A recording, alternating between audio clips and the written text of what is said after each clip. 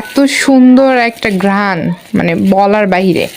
সেই সুদূর চুয়াডাঙ্গা থেকে আমার বোন আমার জন্য দেখেন কতগুলা পাটালি নিয়ে আসছে খেজুরের গুড়ের, একদম পুরাই ন্যাচারাল অর্গানিক। মানে এই যে, তাও আবার নারকেল দিয়ে তৈরি করছে এটা। এটা হচ্ছে এর ভিতরে নারকেল দিছে, নিজের বাসায় বানানো একদম। ওদের হচ্ছে খেজুরের গাছ আছে, তো ওদের বাসায় বানাইছে। এর ভিতরে আপুরে বলছিলাম যে আমার জন্য নারকেল দিয়ে তৈরি করতে, তো এটা ভাঙলে বোঝা যাইতো যে অনেক নারকেল।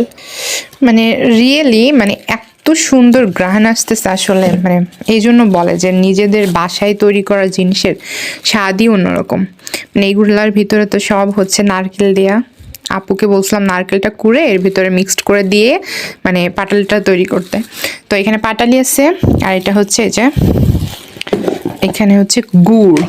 এটা কিন্তু খেজুরের গুড়, বাট এত পরিমাণ মানে যে গুড়ে দানা আর কি, এটা হচ্ছে দানা গুড়।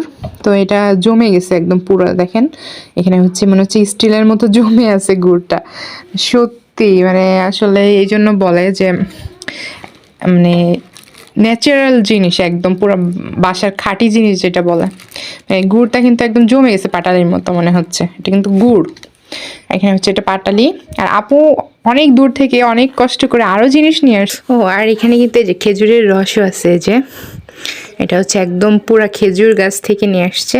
এই একটা বোতল আমার কাছে, আর অলরেডি আম্মু হচ্ছে ফ্রিজে রাখছে অন্যগুলা। এগুলো এইটা দিয়ে জাস্ট পিঠা বানাবে। এই যে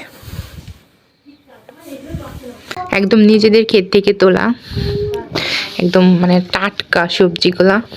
এখানে যে আরো অনেক সবজি নিয়ে আসছে, এই যে এইগুলা নিয়ে আসছে। এটা হচ্ছে মিচুরি, পুঁই শাকের মিচুরি আর কি।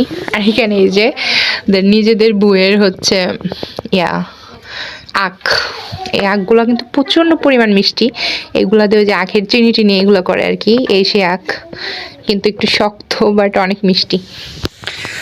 ও আর এইখানে এই যে আসল যে জিনিস আমার প্রিয়, বেগুন ভাজি। তো আপু অনেকগুলা বেগুন নিয়ে আসছে। এই যে এখানে হচ্ছে যে বেগুন লাভ শেপ, দারুণ কিন্তু, তাই না? এই হচ্ছে ওরে বাবা, 5 কেজি হবে এটা।